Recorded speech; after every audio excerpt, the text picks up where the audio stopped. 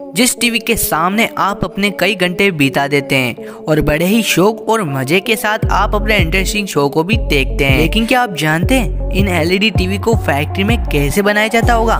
शायद आप यह नहीं जानते होंगे। तो चलिए दोस्तों, आज की इस वीडियो में हम आपको दिखाएंगे किस तरह फैक्ट्री में एलईडी टीवी की मैन्युफैक्चरिंग की जाती है। दोस्तों, ऐसी ही और इंटरेस्टिंग वीडियो देखने के लिए आप हमारे चैनल को जरूर से सब्सक्राइब करें और हाँ, उस घंटी को दबाकर ऑल का ऑप्शन जरूर सेलेक्ट कर लें।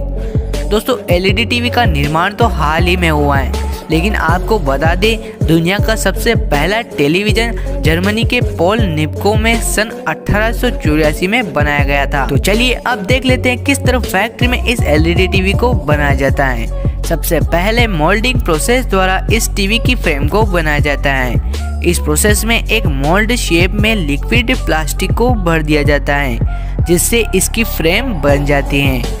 अब इस फ्रेम में एलईडी टीवी की स्क्रीन को बनाया जाता है, जिसमें एक सर्किट बोर्ड पर CRT यानी कैथोड रे प्रोसीजर फास्फोरस की कोटिंग प्लेट, जो कि एक सफ़ेद कागज की तरह होती है और कहीं कहीं पर यह गुलाबी भी होती हैं। इसके बाद इस बोर्ड को एल्यूमिनियम कोटिंग की पतली फिल्म द्वारा ओवरलेड किया जाता है, जिसके कारण इसमें इलेक्ट्रॉन गुजरते हैं और एलईडी चमकती हैं।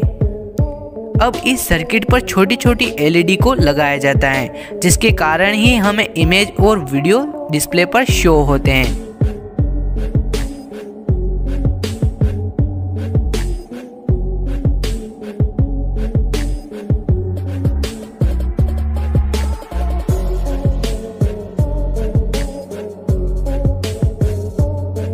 इस प्रोसेस के बाद एक auto machine plasma address liquid display को इस फाइबर या प्लास्टिक वाली फ्रेम पर फिट करती हैं।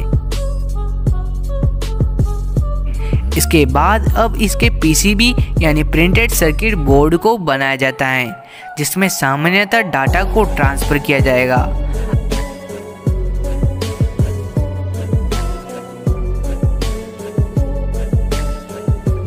अब इस डिस्प्ले की क्वालिटी और क्लियरिटी बढ़ाने के लिए फॉस्फर कोटिंग भी चढ़ाई जाती है। इस फुल प्रोसेस के बाद इसमें ऑडियो सिस्टम को फिट किया जाएगा, जो पहले से ही किसी विशेष कंपनी द्वारा तैयार होते हैं।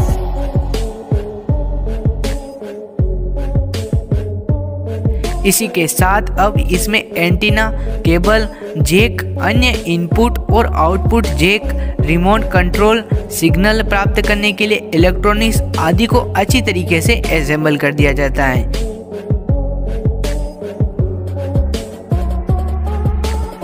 इस प्रोसेस के बाद इन एलईडी टीवी के सारे पार्ट्स को ज्वाइंट कर दिया जाता है।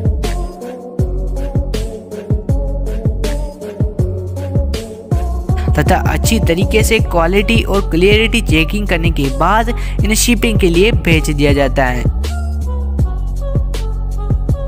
तो दोस्तों, देखा आपने, इस तरह फैक्ट्री में एलईडी टीवी को बनाया जाता है।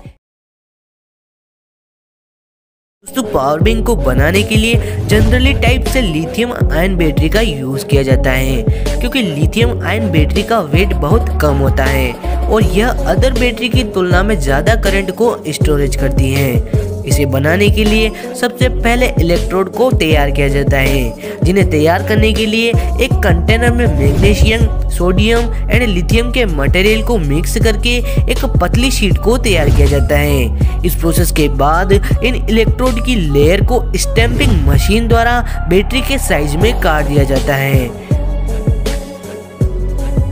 अब इन लेयर को इंसुलेटर और मेटल शीट की मदद से पूरा कवर अप कर दिया जाता है।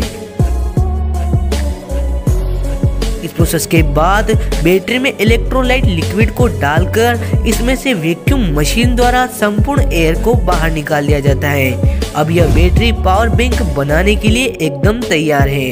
इस फुल प्रोसेस के बाद सबसे पहले पावर बैंक की नेसेसरी के अकॉर्डिंग बैटरियों के पॉजिटिव व नेगेटिव टर्मिनलों को एक साथ जोड़ा जाता है। टर्मिनलों को जोड़ने के बाद PCB सर्किट बोर्ड की सोल्डरिंग की जाती है, जो इस पावर बैंक का मेन पार्ट होता है, क्योंकि इसी के कारण मोबाइल बैटरी और पावर बैंक वाली बैटरी दोनों में करंट का स्टोरेज होता है। इस पीसीबी प्रोसेसिंग के तुरंत बाद इन पीसीबी को बैटरियों के टर्मिनलों के साथ अटैच कर दिया जाता है।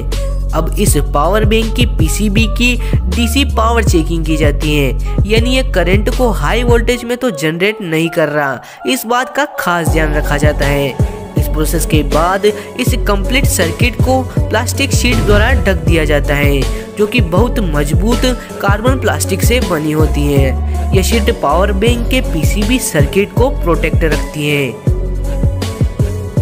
अगली प्रोसेसिंग में इस पावर बैंक की CT100 केबल टेस्टिंग की जाती है, जिससे यह पता चलता है कि पावर बैंक का सर्किट कहीं से खराब तो नहीं है। इस प्रोसेस के बाद एक असेंबली लाइन में इन पावर बैंक की चार्जिंग की टेस्टिंग की जाती है। इस टेस्टिंग से पास होने के बाद इन पावर बैंक पर लेजर प्रिंटिंग टेक्निक द्वारा कंपनी के नेम की ब्रांडिंग कर दी जाती है और इन्हें पैकेजिंग कर शिपिंग के लिए भेज दिया जाता है। दोस्तों, आयरन प्रेस की इस मैन्युफैक्चरिंग में सबसे पहले इनके प्लास्टिक वाले पार्ट्स को तैयार किया जाता है। इसके बाद रोबोटिक मशीन द्वारा इस पार्ट्स के पिछले वाले हिस्से पर कट लगाया जाता है, जिसके अंदर से वायर को गुजारा जाएगा। इस प्रोसेस के बाद सबसे मेन पार्ट जो आयरन को गर्म करने में मदद करती है, उसे तैयार किया जाता है, जिसे हमारी भाषा में आयरन पत्ती कहा जाता है। इन पार्ट्स के तैयार हो जाने के बाद लोहे के बने प्रेस जैसे आकार के अंदर आयरन को डाला जाता है। यह आयरन बहुत ही पतला होता है। इसके सूख जाने के बाद आगे की प्रोसेस को स्टार्ट किया जाता है। इस अगली प्रोसेस में इनके जॉइंट पार्ट्स पर कलर वाले ग्लू को लगाया जाता है, ताकि प्रेस दिखने में अमेजिंग लगे। अब रोबोट की सहायता से इन्हें एक स्थान पर इकट्ठा कर लिया जाता है और साथ ही वायर को बेंड करके प्रेस जैसे आकार का बना दिया जाता है और इसी के साथ इन मेन पार्ट्स से जोड़ दिया जाता है, जो टेम्परेचर को कंट्रोल करने में हेल्प करते हैं। इस प्रोसेस के बाद इन पार्ट्स को प्रेस के अंदर फिटिंग किया जाता है। फिटिंग प्रोसेस के बाद निचले वाले पार्ट्स पर ब्लैक ग्लू को चारों तरफ लगाकर ऊपर वाले हिस्से को ज्वाइंट कर दिया जाता है।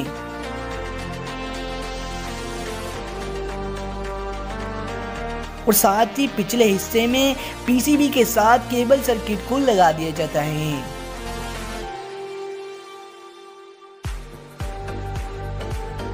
इस फुल प्रोसेस के बाद इन प्रेस के अच्छी तरीके से पैकेजिंग की जाती है और फाइनली पैकेजिंग होने के बाद इन्हें मार्केट में सेल्स के लिए भेज दिया जाता है। तो दोस्तों, कैसी लगी वीडियो कमेंट करके जरूर बताना और वीडियो पसंद आई तो प्लीज़ लाइक कर देना। Thanks for watching this video.